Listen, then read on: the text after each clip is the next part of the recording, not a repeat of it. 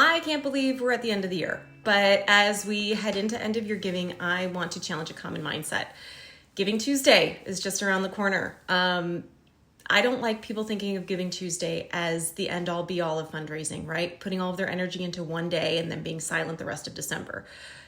The fact is 10% of all donations happen the last 3 days of December, half of which are actually happening on December 31st alone. So have a plan for Giving Tuesday, but the whole point is we want to show you how to use that plan and put together things that you can continue to use through end of year giving and then also your annual report, right? So let's get a head start on these things and not just focus on Giving Tuesday alone. The first tip is to focus on outcomes, not just outputs. I know we've talked about this before, but it really is, it makes a huge difference on how you talk about what your mission is and what you're actually accomplishing. An output is something like, we served 500 students. That's not a story. That doesn't move me to donate. An outcome is what positions the donor as the hero and tells you what has changed because of their gift. So it sounds like this. Because of you, 500 students completed our mentorship program this year, and 100% of them are currently enrolled in an undergraduate program. Your donations are making educational dreams a reality. That sounds much more impactful than we served 500 students. Find those metrics, all right? Find 3 of them if you can. And then that brings us to step 2, which is curating stories that back up the metrics, right? The most powerful stories don't come from your organization. They come from the people you serve. It also helps build credibility and trust to hear it from someone else's voice. But your job is to help curate and shape those stories so they reflect your mission and your voice, all right? And always come back to your greater purpose.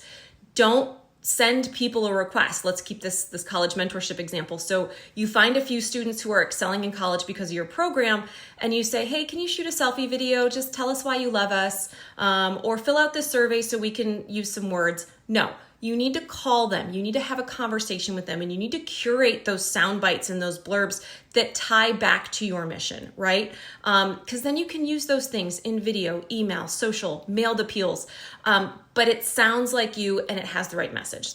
The last thing is finding ways to incentivize giving. Do you have a donor who will do a year-end match? It's always a great way to incentivize new and lapsed donors when you can tell them their donations are going to be matched and that they'll be matched through December 31st. It puts a really timeliness element on it.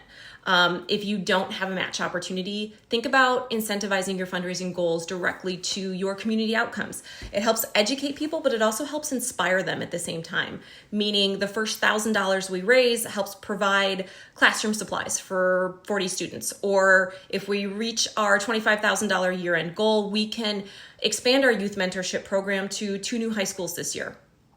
Things like that let people know that A, you have a plan, B, where their money is going, and C, that it's a good investment to make. And especially if you're doubling my donations, like, great, now I can help go twice as far, all right?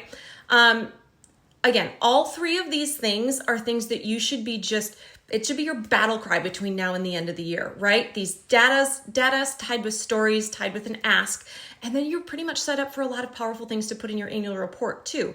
Just remember, you may feel like you've heard these stories a dozen times between December 1st and December 31st. Donors are getting hit up left and right this time of year. The idea is being top of mind when on December 29th, they pull out that checkbook or they open up their email and they've got messages from you. They've got a mailing in their mailbox that's reminding them of these same impactful stories, okay? So don't feel like you are saying it too much between now and the end of the year. If you have the right data, you have the right stories, and you have the right ask, donors will be compelled to give to you above others because you've really been just hitting the pavement between now and December 31st. Good luck. Let us know if you need any help. Happy end of year.